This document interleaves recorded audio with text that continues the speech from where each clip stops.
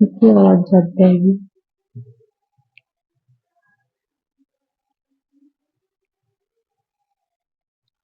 Hi friends, welcome back to you my YouTube channel Sanjana विद्यापीठ।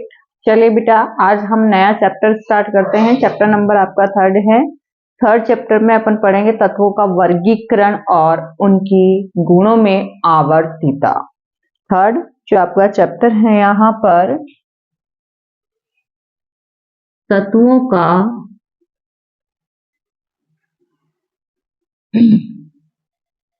वर्गीकरण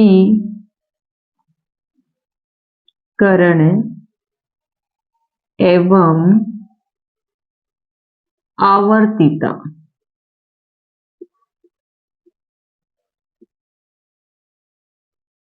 तत्वों का वर्गीकरण एवं आवर्तिता अर्थात अपने को यहाँ पर पढ़नी क्या है बेटा? आवर्त सारणी।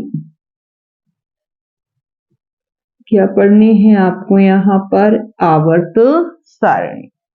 आवर्त सारणी का फर्स्ट पॉइंट है यहाँ पर कि तत्वों के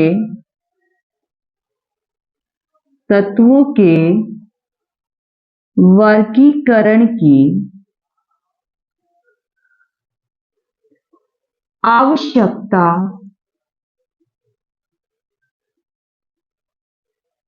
क्यों हुई?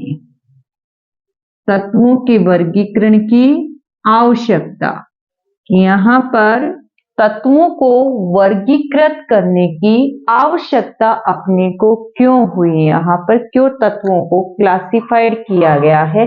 क्यों आवर्त सारणी का विकास किया गया है? तो देखिए बेटा, यहाँ पर प्रारंभ में अपन बात करें सन 1800 के लगभग की अपन बात करें तो सन 1800 के करीबन ज्ञात तत्वों की संख्या कितनी थी बेटा? यहाँ पर 31 तत्व ज्ञात थे। उसके पश्चात सन लगभग 1863 के करीबन तत्वों की खोज हुई 63 की। कितने की बेटा? 63 की। अभी हम वर्तमान की बात करें, किसकी बात करें? वर्तमान की। तो लगभग 118 तत्वों की यहाँ पर क्या हुई है? खोज हुई है, जिसमें से कुछ प्राकृतिक होते हैं, कुछ यहाँ पर तत्व कृत्रिम होते हैं, कुछ प्रकृति में पाए जाते हैं, कुछ यहाँ पर कृत्रिम रूप से वैज्ञानिकों के द्वारा निर्मित किए गए हैं। तो देखिए बेटा, 31 तत्व अपने पास है। इन 31 तत्वों के गुणों को यहाँ पर हम चलो एक एक करके यहाँ पर याद कर सकते हैं कि 31 तत्व जो हैं आपके पास यहाँ पर, उन 31 तत्वों के गुणों को तो फिर भी अपन याद कर सकते हैं, लेकिन यहाँ पर जैसे ही तत्वों की संख्या 2 गुना हो रही है तो 2 गुना तत्वों के गुणों को याद करना, अलग अलग रूप से ज्ञात करना संभव नहीं होता। उनकी स्टडी यहाँ पर आसान नहीं होती। तो उसी स्टडी को बिल्कुल सुसंगठित बनाने के लिए और यहाँ पर आसान बनाने के लिए, कि तत्व के गुणों को यहाँ पर आसान, संगठित, व्यवस्थित रूप में निर्मित करने के लिए हमें तत्वों के वर्गीकरण की क्या हुई बेटा? आवश्यकता अनुभव हुई। क्लियर है यहाँ पर कि आवश्यकता क्यों अनुभव की गई थी? यहाँ पर कि तत्वों के यहाँ पर अलग अलग पृथक पृथक रूप से इन तत्वों के गुणों को, उनके रासायनिक, भौतिक गुणधर्म यहाँ पर हम अलग अलग याद रखना क्या नहीं था बेटा? आसान नहीं था, संभव नहीं था। तो उनको यहाँ पर एक समूह के रूप में कुछ तत्वों का समूह बनाया गया, कुछ अलग तत्वों का समूह, कुछ अलग तत्वों का समूह। तो समूह के रूप में यहाँ पर उनको डिवाइड करके यहाँ पर उसको एक संगठित रूप दिया गया, और संगठित रूप दे करके आसानी से यहाँ पर रासायनिक और भौतिक गुणों का अध्ययन यहाँ पर सुचारू रूप से किया जा सका। इसी आधार को लेकर के यहाँ पर तत्वों के वर्गीकरण की क्या हुई बेटा, यहाँ पर आवश्यकता अनुभव हुई। अब इसी आवश्यकता को ध्यान में रखते हुए यहाँ पर सबसे पहले यहाँ पर साइंटिस्ट आते हैं sir John Dalton. Sir John Dalton. Sir John Dalton ने लगभग 1808 के करीबन इन्हीं तत्वों को 3 भागों में वर्गीकृत किया। धातु, अधातु और उपधातु में। किसमें बेटा, यहाँ पर धातु, अधातु और उपधातु 3 हिस्सों में यहाँ पर सर जॉन डाल्टन ने तत्वों को वर्गीकृत किया। लेकिन देखिए यहाँ पर धात्विक तत्वों की संख्या बहुत ज्यादा थी, उनमें भी कुछ तत्वों के गुण यहाँ पर अलग थे, कुछ धातुओं के गुण अलग थे।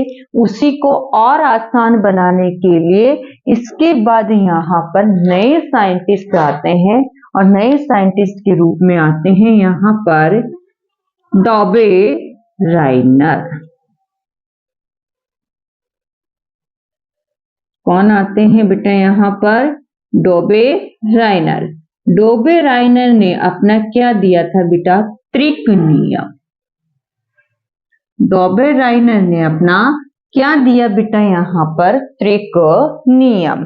देखिए बेटा, डॉबे राइनर का त्रिक नियम क्या कहता है यहाँ पर कि जब हम तत्वों को 3-3 के समूह में, त्रिक का मतलब है यहाँ पर कि इन्होंने तत्वों को कितने कितने समूह में रखा बेटा, 3-3 तत्वों के समूह में रखा। 3-3 तत्वों के समूह में यहाँ पर जब तत्वों को रखा जाता है तो यहाँ पर पहले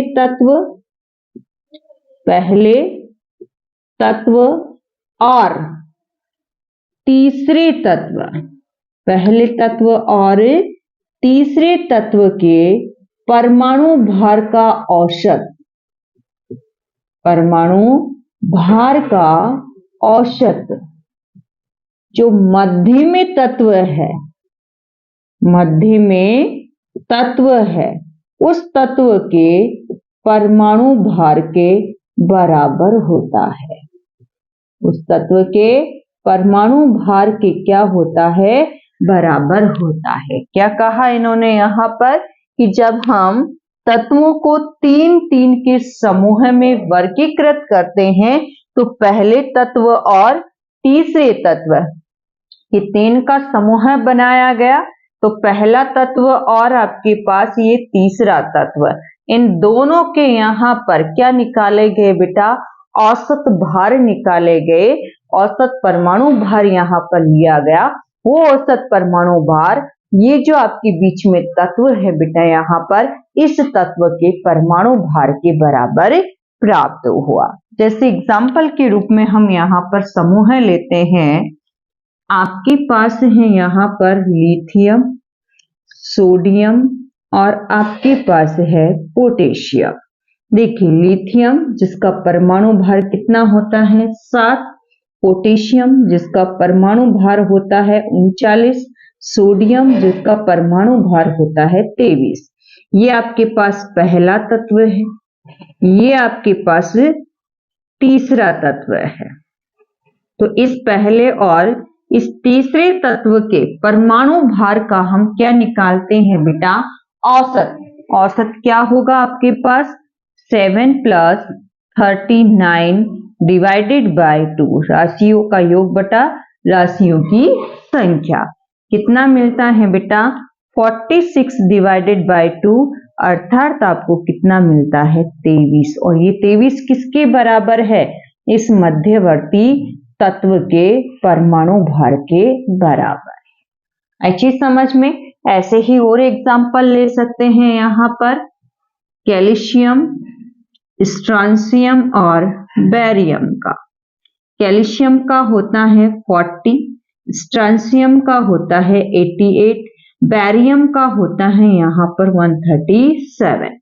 जब हम वो ही पहले और तीसरे तत्व का क्या निकाले, औसत 40 प्लस 137 डिवाइडेड बाय 2 कितना मिलेगा बेटा यहाँ पर 177 डिवाइडेड बाय 2 कितना मिलेगा बेटा लगभग आपका 88.5 जो किसके इक्वल है, इस मध्यवर्ती तत्व के परमाणु भार के बराबर है। ऐसे ही देखिए एक और एग्जाम्पल अपने पास है यहाँ पर क्लोरीन, ब्रोमीन और आयोडीन का।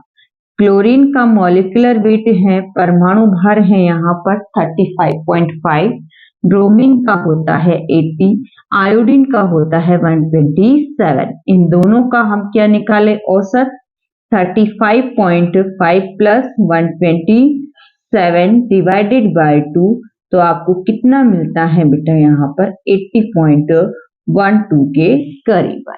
क्लियर है।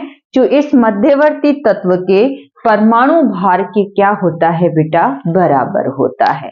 अर्थात हम तत्वों को 3 के समूह में क्या कर सकते हैं, वर्गीकृत, और इन 3 के समूह में क्या पाई जाती है, रासायनिक और भौतिक गुणों में समानता।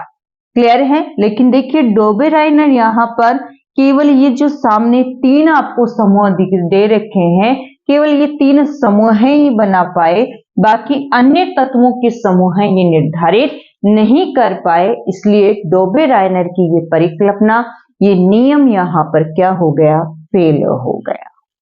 क्लियर है बेटा यहाँ पर। क्लियर है कि डाल्टन ने तो धातु, उपधातु और अधातु में वर्गीकृत किया, डोबेराइनर ने यहाँ पर 3 के समूह रखे। कितने कितने के बेटा, 3 के समूह है।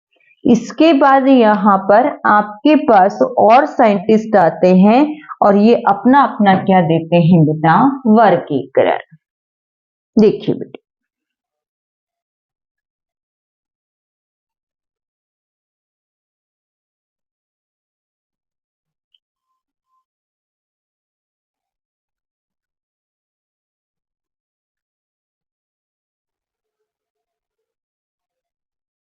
आगे आपके पास यहाँ पर जो साइंटिस्ट आते हैं वो है बेटा यहाँ पर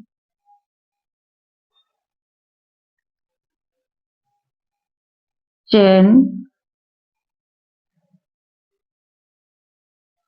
कॉर्टोइस। कौन है बेटा, चेन कॉर्टोइस। देखिए चेन कॉर्टोइस ने यहाँ पर तत्वों को परमाणु भार के, तत्वों को परमाणु भार के, तत्वों को परमाणु भार के बढ़ते हुए क्रम में एक वृत्त में, एक सर्कल में रखा।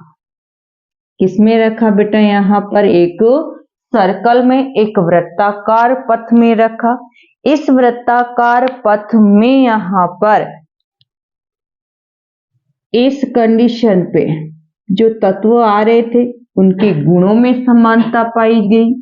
ऐसे यहाँ पर जो तत्व आ रहे थे उनके गुणों में समानता पाई गई, यहाँ जो तत्व आ रहे थे उनके गुणों में समानता पाई गई। लेकिन देखिए यहाँ पर ये वृत्ताकार पथ भी जब हम कहाँ बढ़े बेटा, भारी धातुओं की ओर बढ़े, तो भारी धातुओं के लिए यहाँ पर ये नियम भी क्या हो गया बेटा, फेल हो गया। क्लियर है। केवल इतना ही याद रखना है आपको चेन कॉर्टोइस में कि इन्होंने तत्वों को परमाणु भार के बढ़ते हुए क्रम में किसमें रखा था बेटा, एक वृत्ताकार पथ में रखा था। किसमें रखा था बेटा, यहाँ पर एक वृत्ताकार पथ में। इसके बाद यहाँ पर एक साइंटिस्ट आते हैं यहाँ पर न्यूलैंड। जो इंपॉर्टेंट है आपके पास यहाँ पर कौन आते हैं बेटा, न्यूलैंड। और न्यूलैंड देते हैं अपना यहाँ पर अष्टक नियम। न्यूलैंड यहाँ पर क्या देता है बेटा, यहाँ पर अपना अष्टक नियम। क्या कहता है न्यूलैंड का अष्टक नियम, देखिए यहाँ पर कि तत्वों को यहाँ पर परमाणु भार के, तत्वों को परमाणु भार के, तत्वों को परमाणु भार के बढ़ते हुए क्रम में जब हम व्यवस्थित करते हैं तो यहाँ पर प्रत्येक आठवां तत्व, प्रत्येक आठवां तत्व पहले तत्व से गुणों में समानता प्रदर्शित करता है। गुणों में क्या प्रदर्शित करता है बेटा? समानता प्रदर्शित करता है कि जब हम तत्वों को परमाणु भार के बढ़ते हुए क्रम में व्यवस्थित करते हैं तो यहाँ पर प्रत्येक आठवां तत्व पहले तत्व से गुणों में क्या प्रदर्शित करता है बेटा? समानता प्रदर्शित करता है। जिस प्रकार की सात्विक स्वर में जो आपका आठवां स्वर होता है वो आठवां स्वर पहले स्वर से क्या दर्शाता है? समानता दर्शाता है। उसी प्रकार यहाँ पर प्रत्येक आठवां तत्व इस पहले तत्व से गुणों में क्या प्रदर्शित करता है बेटा?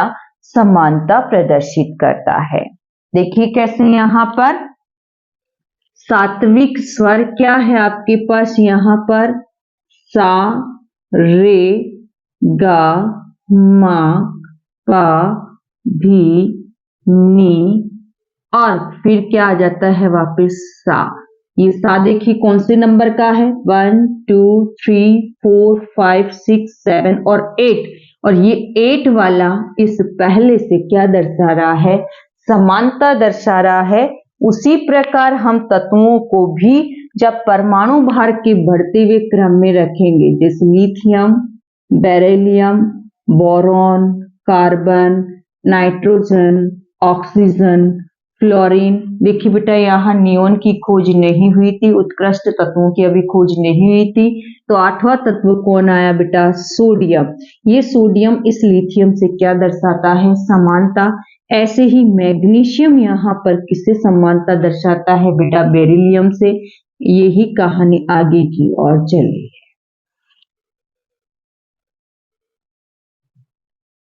पोटेशियम और फिर आपका कैल्शियम। देखिए इसके आगे तत्व कौन आया बेटा? परमाणु भार के बढ़ते हुए क्रम में स्कैंडियम। ये स्कैंडियम यहाँ पर इस एल्यूमिनियम से रासायनिक गुणों में किसी प्रकार की कोई समानता प्रदर्शित नहीं करता, अर्थात यहाँ पर ये जो आपकी सारणी यहाँ पर फॉर्मेट हुई, ये जो वर्गीकरण आपका फॉर्मेट हुआ वो केवल कौन से तत्व तक फॉर्मेट हुआ था बेटा? कैल्शियम तक। इसके पश्चात स्कैंडियम आ तो किसमें रहा था? एल्यूमिनियम वाले ग्रुप में, लेकिन वो एल्यूमिनियम वाले ग्रुप से किसी प्रकार की कोई समानता प्रदर्शित नहीं करता, इसीलिए यहाँ पर न्यूलैंड कास्टक नियम भी क्या हो जाता है? यहाँ पर फेल हो जाता है। क्लियर है यहाँ पर? क्लियर? दो आ गए आपके पास यहाँ पर, चैन-कोर्टोइस और न्यूलैंड कास्टक नियम। इसके बाद अपने पास आता है यहाँ पर लॉथर व मेयर का वक्रता नियम। क्या आता है बेटा? लॉथर व मेयर का वक्रता नियम। देखिए यहाँ पर लॉथर और मेयर ने यहाँ पर परमाणु भार को इन तत्वों के गुण धर्मों के साथ एक वक्र के रूप में आलेखित किया। किसके रूप में बेटा? यहाँ पर एक वक्र के रूप में, एक ग्राफ के रूप में क्या किया बेटा? आलेखित किया। यहाँ तो इन्होंने क्या लिए? गुण, और यहाँ क्या ली इन्होंने? यहाँ पर परमाणु भार। क्या लिया बेटा? यहाँ पर इन्होंने परमाणु भार। तो जब हम परमाणु भार के सापेक्ष इन तत्वों के गुणों को रखते हैं तो यहाँ पर कुछ सारणी कुछ इस प्रकार प्राप्त होती है। कुछ इस प्रकार से यहाँ पर सारणी प्राप्त होती है, जिसमें 4 बिंदु आपको नजर आ रहे हैं। यहाँ पर कौन कौन से बेटा देखिए, ये आपके पास क्या है, उच्चिष्ट बिंदु। क्या है बेटा यहाँ पर, उच्चिष्ट बिंदु। ये आपके पास क्या है, निम्नतम बिंदु। और ये है आपके पास यहाँ पर आरोही भाग, और ये क्या है बेटा, अवरोही भाग। उच्चिष्ट जो बिंदु है, उस उच्चिष्ट बिंदु पर प्राप्त हुए थे उत्कृष्ट घेस तत्व। क्या प्राप्त हुए बेटा, उत्कृष्ट घेस तत्व। निम्नतम बिंदु पर प्राप्त हुए इनको संक्रमण तत्व। क्या प्राप्त हुए बेटा, संक्रमण तत्व। आगे पढ़ेंगे उत्कृष्ट घेस क्या होते हैं, संक्रमण क्या होते हैं। फिलहाल इतना सुनिए कि यहाँ उच्चिष्ट बिंदु पर तो क्या प्राप्त हुए, उत्कृष्ट घेस तत्व। निम्नतम बिंदु पर क्या प्राप्त हुए बेटा, संक्रमण तत्व। इसी के साथ यहाँ पर आरोही भाग पर प्राप्त हुए इनको क्षार धातु तत्व। क्या प्राप्त हुए, क्षार धातु तत्व। ऐसे ही अवरोही भाग पर इनको प्राप्त हुए हैलोजन तत्व। क्या प्राप्त हुए बेटा, यहाँ पर हैलोजन तत्व।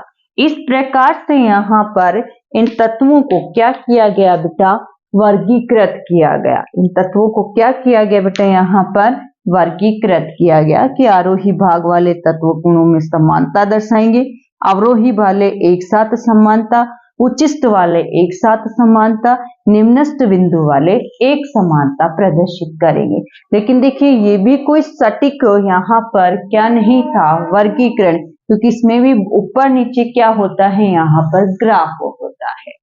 इसलिए लोथर और मेयर का वक्रता नियम भी क्या हो जाता है, यहाँ पर फेल हो जाता है। तो नेक्स्ट हम यहाँ पर चलेंगे, जो आपका इम्पोर्टेंट यहाँ पर क्लासिफिकेशन है, और वो इम्पोर्टेंट क्लासिफिकेशन आता है आपका बेटा यहाँ पर मेंडलीव की आवर्त सारणी का।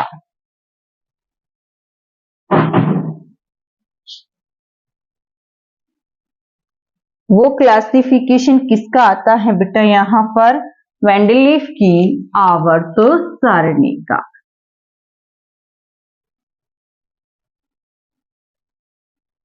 मेंडलीव की आवर्त सारणी।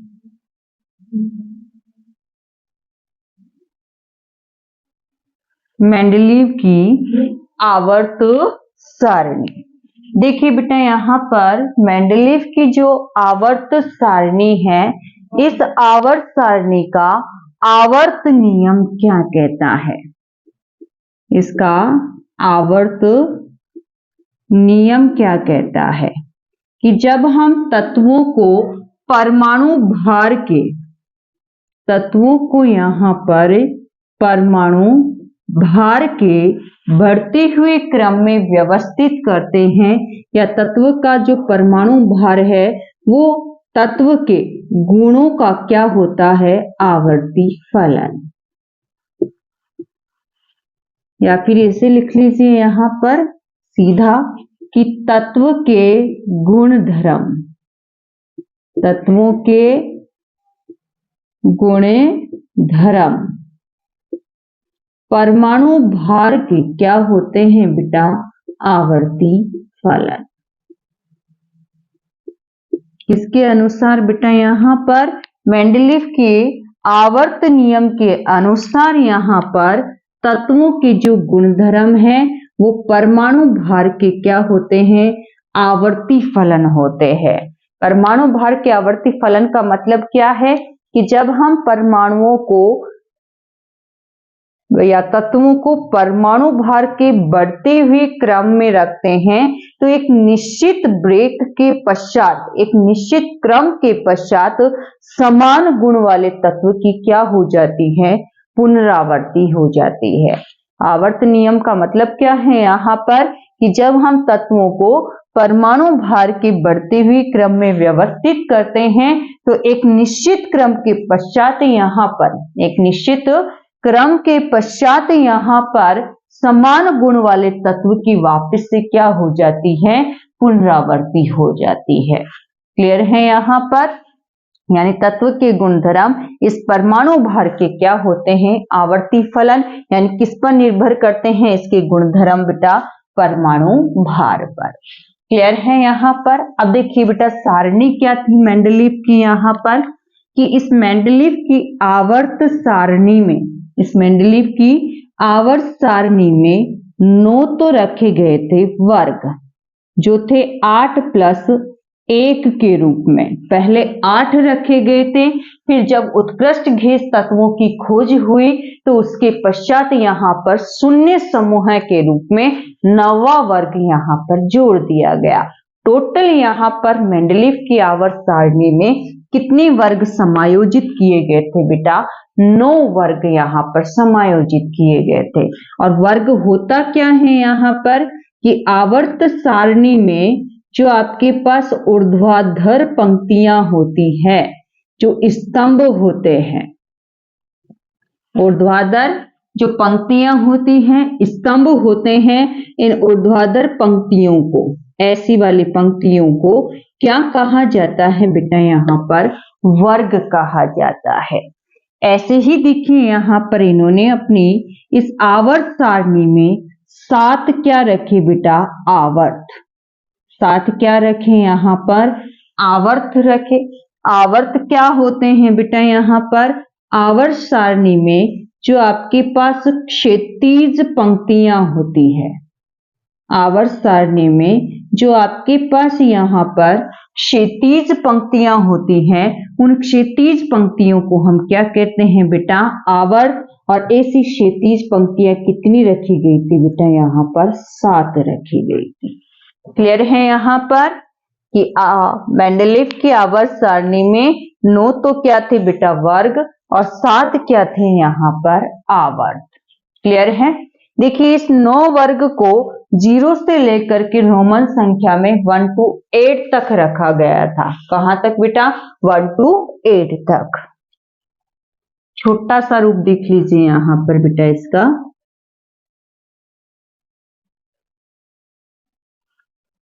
यहाँ पर आवर्त कितने रखे गए बेटा, 7।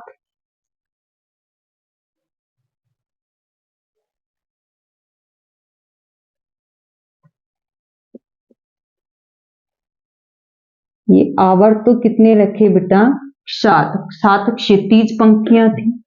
वर्ग कितने रखे गए थे बेटा, यहाँ पर शुरुआत में 8।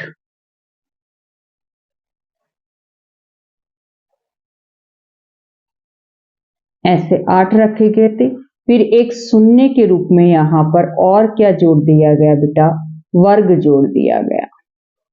शून्य, first, second, third, fourth, fifth, six, 7 और 8। क्लियर है? ऐसे टोटल 9 वर्ग और आवर्त कितने रखे हुए बेटे, यहाँ पर 7 रखे गए। क्लियर है? यहाँ पर देखिए इन्होंने बिल्कुल सुचारू रूप से यहाँ पर तत्वों के वर्गीकरण को यहाँ पर प्रस्तुत किया, लेकिन इसमें फिर भी कुछ क्या थी बेटा, यहाँ पर कमियां थी। आपको याद हो या नहीं हो, केवल इतना जरूर याद होना चाहिए कि वर्ग कितने थे, आवर्त कितने थे, इसमें कमियां कौन सी रखी गई और इसके कौन कौन से लाभ यहाँ पर लिए गए। तो हम बात करें यहाँ पर किसकी बेटा, कमियों की, इसके दोष की बात करें। देखिए पहला दोष क्या है यहाँ पर, कि मेंडलीव की जो आवर्त सारणी है, उस आवर्त सारणी में हाइड्रोजन को कोई स्थान नहीं दिया गया था। हाइड्रोजन को कोई स्थान यहाँ पर नहीं दिया गया था। इस आवर्त सारणी में कंप्लीट में हाइड्रोजन को यहाँ पर कहीं पर भी स्थान नहीं दिया गया था, जबकि हाइड्रोजन भी क्या है बेटा, आपका तत्व है, इसको स्थान क्यों नहीं दिया गया, इसके यहाँ पर मेंडलीव की आवर्त सारणी कोई व्याख्या नहीं करती। दूसरा देखिए यहाँ पर कि इस आवर्त सारणी में समस्त स्थानिकों को कोई स्थान नहीं दिया गया। समस्थानिकों को भी यहाँ पर कोई स्थान नहीं दिया गया, और क्यों नहीं दिया गया इसका भी कोई कारण स्पष्ट नहीं किया गया। देखिए, समस्थानिक क्या होते हैं कि वे तत्व जिनके परमाणु क्रमांक तो समान हो, लेकिन परमाणु भार द्रव्यमान संख्या क्या हो बेटा, अलग अलग। जब द्रव्यमान संख्या परमाणु भार अलग अलग है तो समस्थानिक भी यहाँ पर क्या ग्रहण करने चाहिए थे बेटा, आवर्त सारणी में स्थान ग्रहण करने चाहिए थे। क्लियर है यहाँ तक। तीसरा देखें यहाँ पर, तीसरे में यहाँ पर जो आवर्त नियम इन्होंने दिया, उसी आवर्त नियम की ये अवहेलना करता है। उसी आवर्त नियम की ये क्या करता है, अवहेलना करता है। कैसे, देखिए यहाँ पर कि ये दो तत्व है कोबाल्ट और निकेल। यहाँ पर आता है बेटा कोबाल्ट, आयरन, कोबाल्ट और फिर आता है निकेल। ऐसे ही दो तत्व हैं टेलुरियम और आयोडीन। लगभग यहाँ पर आते हैं टेलुरियम और कौन बेटा, यहाँ पर आयोडीन। देखिए, इस कोबाल्ट का परमाणु भार लगभग होता है बेटा 56.2 के करीबन, और इस निकेल का होता है 56.4 के करीबन, इसका होता है 56.2 के करीबन।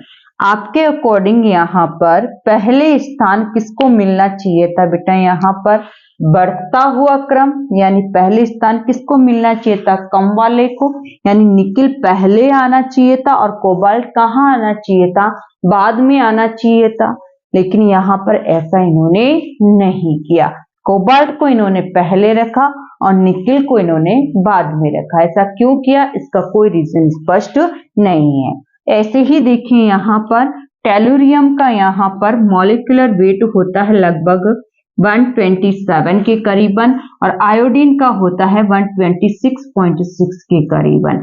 आपके अकॉर्डिंग पहले कौन आना चाहिए था, आयोडीन, लेकिन आयोडीन को यहाँ पर नहीं रखा गया। पहले किसको रखा गया बेटा, यहाँ पर टेलुरियम को। इसीलिए यहाँ पर ये अपने ही नियम की क्या करते हैं, अवहेलना करते हैं। इसलिए इस आवर्त सारणी को यहाँ पर कोई मान्यता नहीं दी गई।